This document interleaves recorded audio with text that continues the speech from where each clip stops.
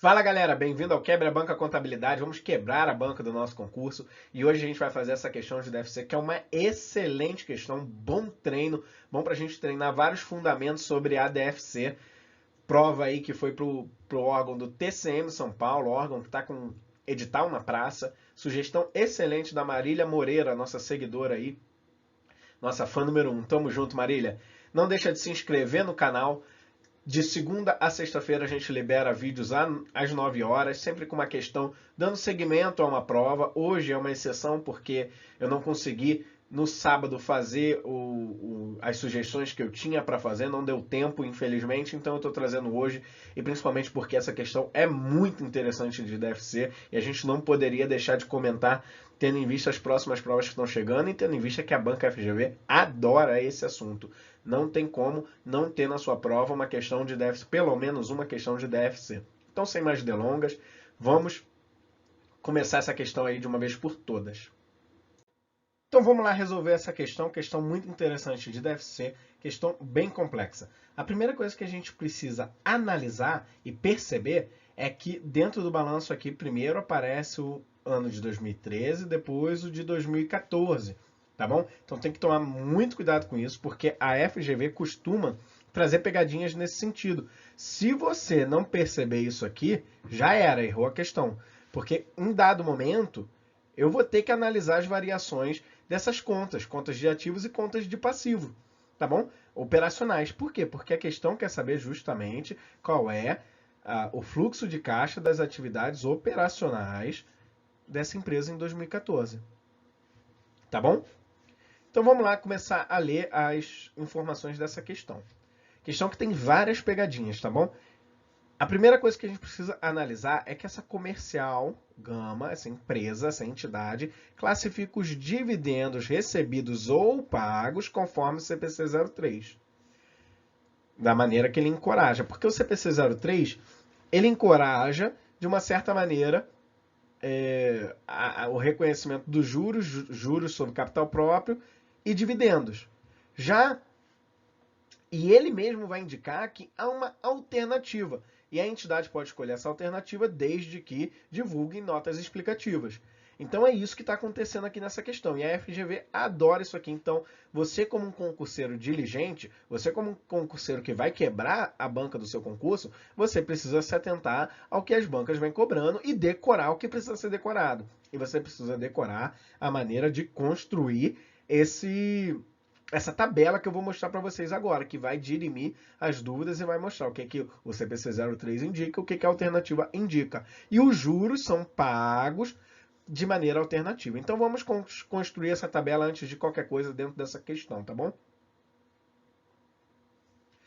Para construir essa tabela, você precisa fazer o seguinte. Primeiro J, que é os juros, e embaixo JCP mais DIV. Tem que ser nessa ordem. JCP mais DIV. Depois você vai colocar aqui na primeira coluna PR, em ordem alfabética. Primeiro P, depois o R. PR, primeiro P, depois o R. Na próxima coluna você vai botar aqui o CPC e a alternativa.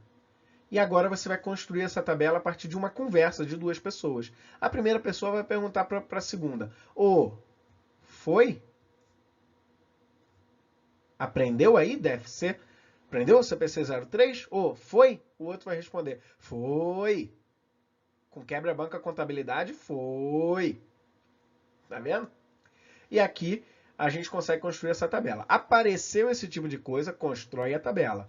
Lembrando, primeiro juros, depois JCP mais dividendos, primeiro P, depois o R, primeiro P, depois o R, CPC alternativa. Essa ordem aqui tem que sempre ser respeitada. E aí você consegue fazer essa conversa. Foi? Foi. Beleza. Então vamos analisar o que a Comercial Gama está fazendo aqui.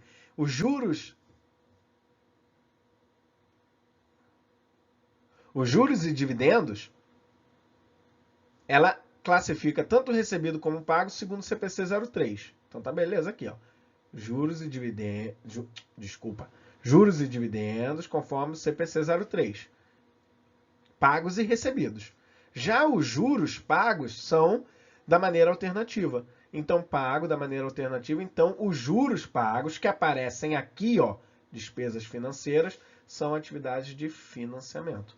Então, quando eu for corrigir aqui o meu lucro ajustado, para encontrar meu lucro ajustado, pelo método indireto da DFC, eu vou ter que ajustar isso aqui. Coisa que normalmente eu não faria, porque normalmente tanto pago como recebido é atividade operacional. Tá bom? Então fizemos essa primeira parte da questão, a primeira pegadinha da questão. Eu vou apagar isso aqui para que a gente tenha espaço para continuar desenvolvendo essa questão. Qualquer coisa você volta o vídeo para aprender a fazer isso aqui tudo, tá bom? Apagando aqui.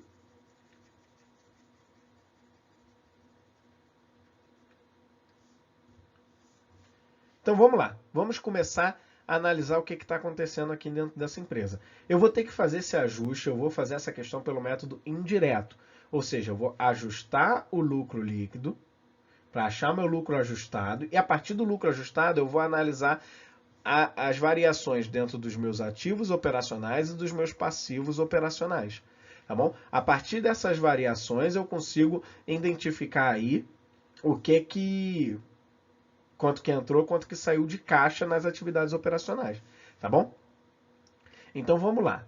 Primeira coisa que eu preciso me atentar. Normalmente, quando a gente faz esse ajuste, a gente tem que ajustar as depreciações, os resultados de equivalência patrimonial. Por quê? Porque não entram caixa realmente, são contas meramente econômicas. Então, a depreciação não tem fluxo de caixa.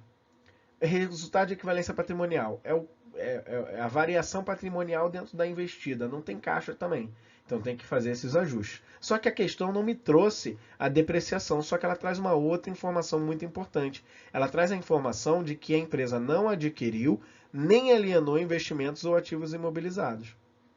Se ela não alienou e nem adquiriu ativos imobilizados e investimentos, eu consigo já dizer de cara que essas despesas financeiras são todas juros dos investimentos que ela tinha já, e consigo dizer já de cara que essa variação no meu imobilizado, que houve uma diminuição, primeiro 2013, depois 2014, é depreciação. Também não tem aqui nenhuma despesa de perda por não recuperabilidade. Então eu já posso dizer aqui que a minha depreciação é de 12.500, porque diminuiu 12.500 de um ano para o outro, tá bom? E eu também tenho que analisar agora toda essa variação dentro dos meus investimentos. Eu tenho uma variação de aumentativo de 6 mil. Só que o meu ganho de equivalência patrimonial foi de 12 mil. Opa, então peraí. Alguma coisa saiu dentro dessa variação aqui que fez com que não fosse o aumento todo de 12 mil. E que saída é essa? A saída é do dividendo recebido.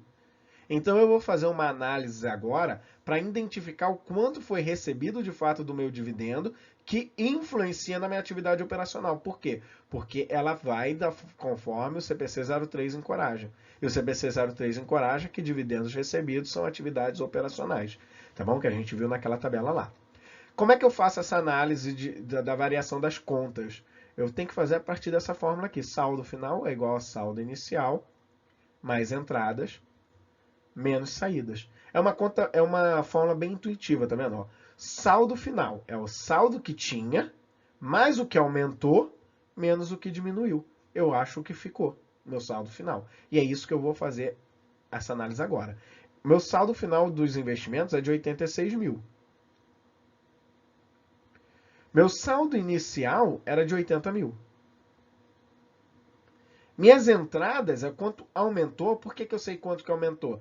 Porque quando eu reconheço essa variação no patrimônio da minha investida, eu tenho que fazer um débito investimento na minha conta de investimento, aumentando esse ativo, e um crédito de receita de ganho de equivalência operacional, que eu sei quanto foi, que foi 12 mil, que a questão me indicou ali. Ó.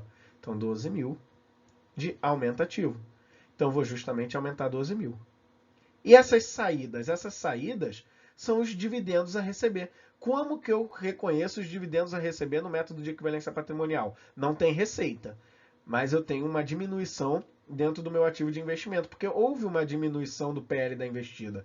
Quando ela declara lá que vai pagar dividendo, sai do PL e vai para o passivo. Ou seja, diminuiu o PL. Se diminuiu o PL, eu tenho que diminuir meu investimento, porque é o método de equivalência patrimonial.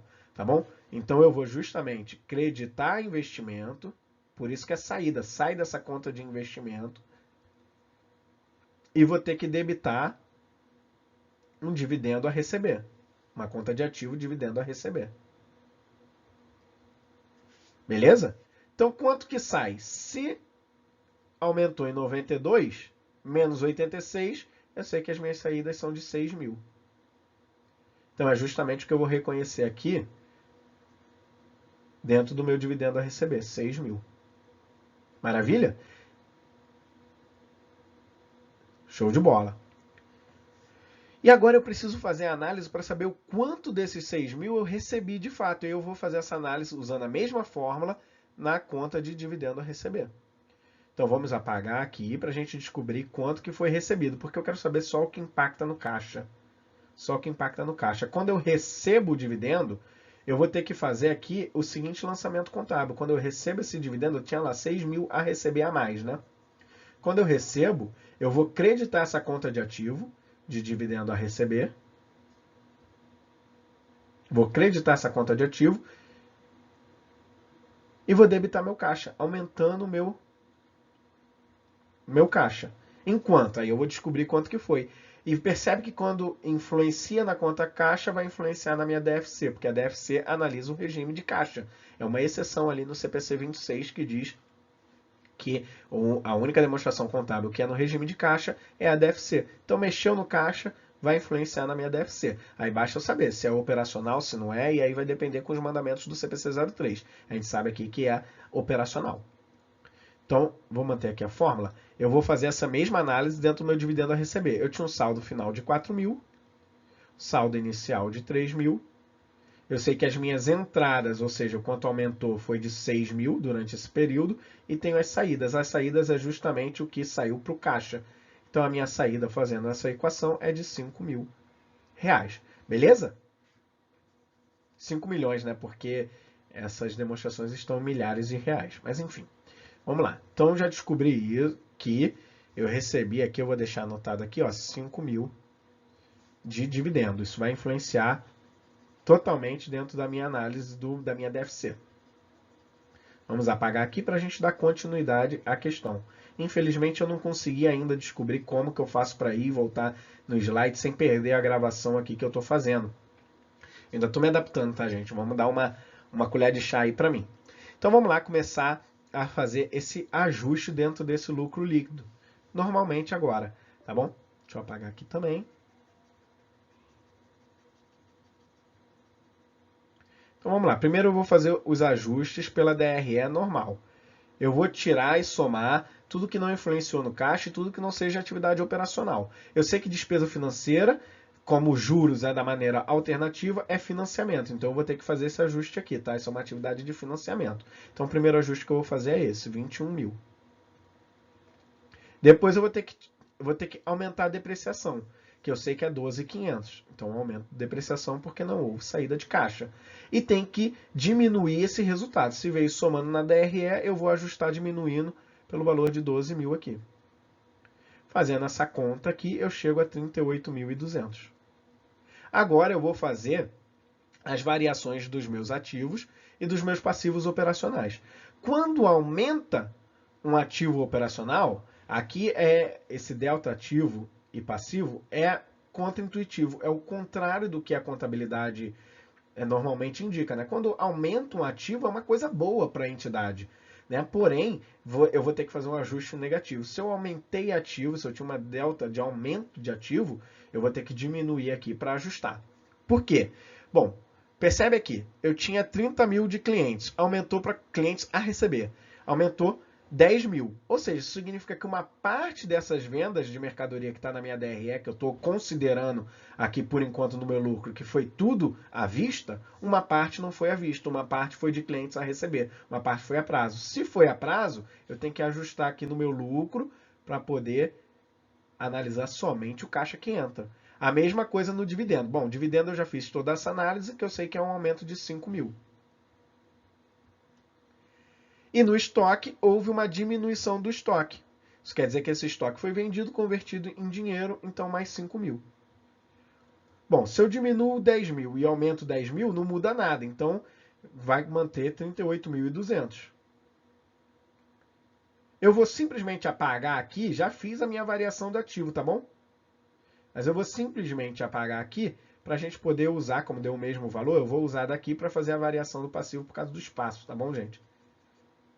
E fazendo essa variação do passivo, a gente vai chegar na resposta da questão. Então vamos lá. 38.200. Meus fornecedores, e aqui lembra, é o contrário do que normalmente a gente faz na contabilidade. Se eu tenho um aumento de passivo, normalmente é uma coisa ruim, eu tenho que diminuir. Mas aqui não, aqui é o contrário, é uma coisa boa aqui para a minha atividade operacional. Por quê? Porque isso significa que uma parte do estoque que eu comprei foi a prazo, ou seja, uma parte do estoque não saiu dinheiro. Então eu tenho que simplesmente aumentar 5.000. Beleza? Contas de salário a pagar, mesma coisa. Dentro dessa despesa administrativa aqui de 32.500, eu tenho uma parte que é salário. E uma parte desse salário que eu estou considerando na minha DRE que eu paguei em dinheiro, eu não paguei em dinheiro, eu deixei para pagar no período que vem, em algum período futuro. Então, esse aumento de 8.000 de salários a pagar significa que eu simplesmente deixei de pagar, então não saiu caixa. Então, eu tenho que aumentar aqui, porque a minha DRE considerou que eu saiu, então eu tenho que simplesmente ajustar, tá bom? Mesma coisa no IR, só que o IR agora está diminuindo, significa que eu paguei IR no meio do caminho, tá bom? Então, aqui dá 6.800 negativo. Bom, fazendo essa conta aqui, a gente chega no valor de 44.400. Se eu multiplicar por 1.000, porque é milhares, eu chego na resposta da minha questão, 44.400. Espero que vocês tenham gostado dessa questão. Essa é uma questão complexa, é uma questão cheia de pegadinha, é uma questão que a gente tem que superar um monte de coisas, um monte de análises que a gente tem que fazer para poder chegar no resultado dela. Espero que vocês tenham gostado. Aqui no próximo slide tem aí a resolução mostrando que é a letra E. Enfim, valeu. Bom, então eu espero que vocês tenham gostado do vídeo. A resposta é letra E, 44.400.000. Por que 44.400.000? Porque os nossos balanços de DREs estavam ali em milhares. Então eu tenho que simplesmente multiplicar por 1.000. Tá bom? Essa é uma questão bem difícil, bem complexa, um excelente treino de DFC. Espero de verdade que vocês tenham gostado. Qualquer sugestão, comenta aí no vídeo aí aqui embaixo, tá bom? Não deixa de compartilhar com seus amigos concurseiros, pessoas que você acha que gostariam de receber esse tipo de conteúdo. A gente se vê no nosso próximo vídeo. Não deixa de comentar também sugestões. Às vezes você tem uma outra questão de DFC que seja bacana, que seja importante da gente trazer aqui, e a gente traz no sábado com sugestões. A gente se vê até o próximo vídeo. Grande abraço!